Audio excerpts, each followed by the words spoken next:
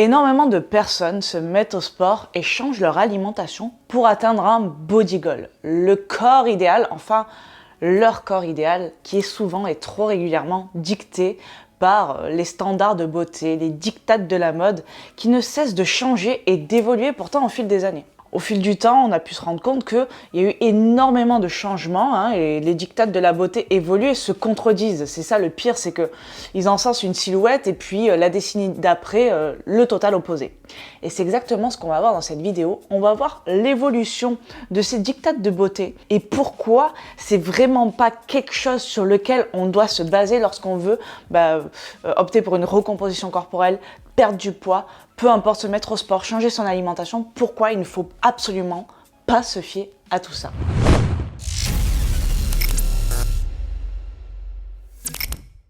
Toutes ces divergences ont cependant un point commun. Elles soulignent dans une époque et une culture donnée un canon de beauté absolu et impossible à atteindre, auquel le corps féminin, je dis corps féminin parce qu'en termes de corps masculin, il n'y a pas tellement eu ces changements-là. Les femmes doivent se conformer si elles souhaitent être célébrées, tu vois, c'est un petit peu ça le délire. Cette construction sociale alimente l'idée qu'il existe une forme parfaite, donc, et unique, et qui domine absolument toutes les autres. Du total bullshit, quoi. Jusqu'à ce qu'elle soit remplacée par une autre jugée plus désirable. Entre-temps, et dans cet environnement qui rejette, voire méprise les différences, la culture des régimes, les troubles alimentaires et la baisse d'estime de soi ne cessent de prospérer.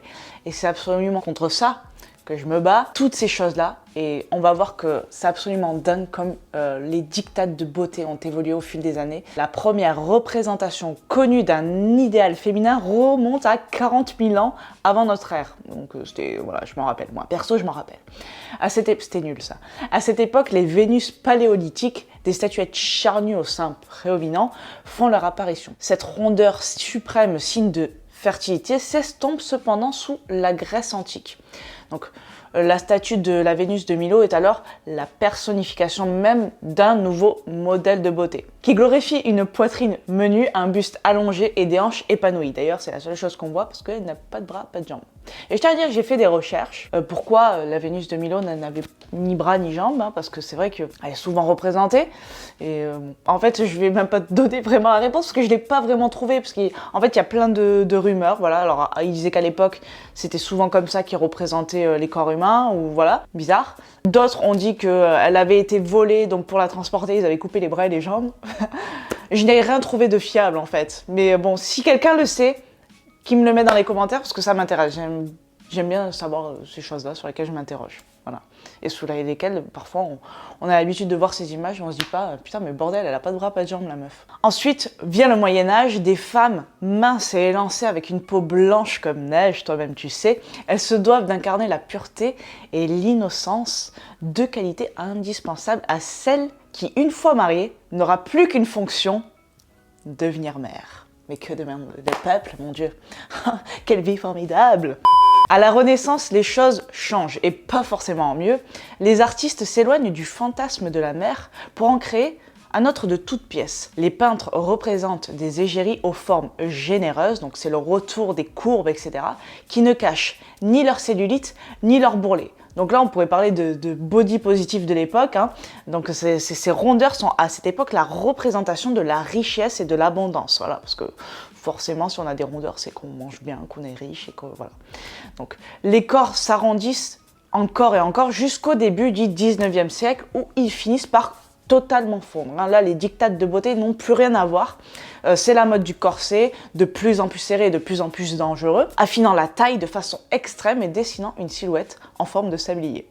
En 1887, l'illustrateur américain Charles Dana Gibson dessine une femme élancée aux formes généreuses et à la taille svelte. Cette Gibson Girl incarne rapidement un nouvel idéal qui perdure jusqu'au début du XXe siècle. Et c'est rapidement copié par les Américaines. L'icône populaire toujours élégante promeut le sport et une certaine forme d'indépendance, ce qui est plutôt cool, avant d'être remplacée au cours des années folles par la garçonne qui conduit, fume, boit et sort tard en mode rebelle de la life. Voilà, rien à voir non plus.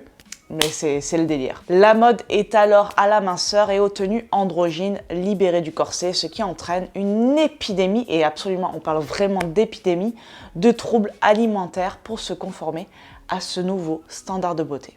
Des années 30 à 50, c'est le retour des formes courbes et généreuses. Merci Marilyn Monroe, God bless you. Jusqu'au début des années 60 où les silhouettes des femmes commencent à s'affiner de nouveau et de façon extrême. Cela traverse également les années 70, puis 80 et tombe dans l'extrême à la fin des années 90, c'était il n'y a pas si longtemps de ça, où des mannequins comme Kate Moss affichent un corps à la limite de la maigreur, enfin même pas la limite, qui s'impose dans des campagnes publicitaires et sur les couvertures de magazines. Donc on fait réellement la promotion de ces corps-là qui représentent un véritable danger pour la santé. Et tout ça jusqu'à 2017 et l'arrivée de notre très chère Kim Kardashian dans une émission de télé-réalité.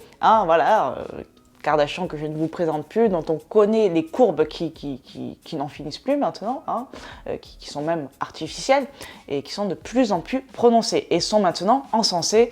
Donc dans les années 2010, l'attention se porte désormais sur un cucu rebondi, quitte à faire appel à la chirurgie esthétique comme je le disais, pourquoi pas. Et c'est un véritable critère de beauté.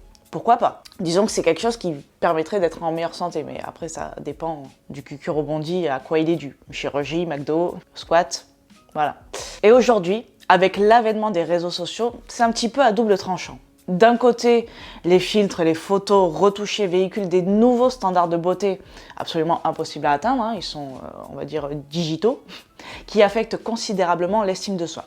De l'autre, il y a cette promotion et ce mouvement du body positive, qui encourage la diversité corporelle sous toutes ses formes, en fait. Il est de fait important de rappeler que notre corps n'est pas une tendance qu'on doit tordre pour qu'il s'adapte aux diktats.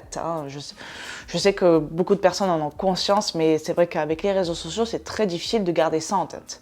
Outre le fait que nous n'avons pas besoin d'avoir un certain corps pour être belle, le plus important dans tout ça, et ce qu'on oublie trop souvent, c'est notre santé. Et elle passe malheureusement en dernier plan. On préfère courir après un corps idéal qu'après notre santé. Sauf que ce qui va nous tenir en vie, ce n'est pas un corps idéal, enfin, ce qu'on croit être un corps idéal à un instant T, mais plutôt notre santé. Et très souvent, lorsqu'on fait passer notre santé en priorité, lorsqu'on met des choses en place pour que notre santé soit véritablement la chose qu'on va encenser dans notre quotidien, finalement, sans même y penser, notre forme corporelle s'adapte à tout ça et elle n'est ni dans un extrême en surpoids ou trop rond ou je ne sais quoi, ni dans un autre extrême de maigreur. Et finalement, on a le corps qui nous correspond, peu importe sa forme, peu importe si à cet instant-là, c'est ce qu'on voit dans les magazines ou pas, bien qu'ils font énormément d'efforts et même dans les pubs à la télévision, j'en parlais hier avec ma mère et c'est vrai que dans les pubs à la télé, maintenant, on prend différents corps, ne serait-ce que pour une pub de la lingerie. Donc, si je dois retenir une chose dans tout ça, ne cours pas après des images, cours après ta santé. C'est un message que je fais très souvent passer et c'est une chose, je me suis permis de faire toute l'évolution et tu as vu comme ça a pu changer au fil du temps. Arrêtons de courir après tout ça, courons après notre santé, c'est ce qui va nous tenir en vie et heureux le plus longtemps possible. Donc santé mentale et physique, hyper important. Voilà pour cette vidéo, j'espère qu'elle t'aura plu et qu'elle t'aura aidé. N'hésite pas à me le dire dans les commentaires, n'hésite pas à me dire si tu sais pourquoi la Vénus de Milo elle a pas de bras et pas de jambes, si c'est la vérité vraie que tu as, je la veux. Je te dis à très vite, je te dis à la semaine prochaine, donc dans une prochaine vidéo. Et en attendant, je t'envoie plein de good vibes. Ciao.